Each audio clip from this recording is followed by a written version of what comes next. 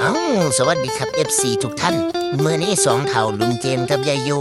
ทะเลาะหาแนวแซบอีกแล้วเมื่อนี้มาลองเบิ่งอยู่ร้านลับเขาห้องว่าร้านลับบ้านหนองปะน้อยก็คือร้านน้องแนนนี่ละแซบคักอยู่ได้เมื่อนี้จัดไปเลยผู้ละจานผัดกะเพราปลาหมึกหมูสับเบิ่งได้กับหน้าตาเลยโอ้ยคักดีได้เบิ่งซิมรสชาติเบิ่งก็แซ่บพักสมคำล่ำลืออีหลีแล้วก็ราคาก็ถือพร้อมได้เมนูแต่ละเมนูนี่หลากหลายนะครับในร้านเบิดเมนูหลากหลายพยายามจริงๆก็เลือกสั่งตามใจชอบเลยอีกอย่างนึงแถมเขายังมีคนละครึ่งโอ้ยบ่แม่น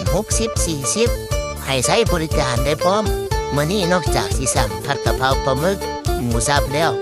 ผมไปยังสั่งยำทะเลรวมว่าสั้นไหนยำทะเลรวมมากินอีกจานก็แซ่บคือกันเบิ่งอารมณ์แซ่บบ่แซ่บหันกินจนบ่แล้วจานเลื่อมบ่แล้ว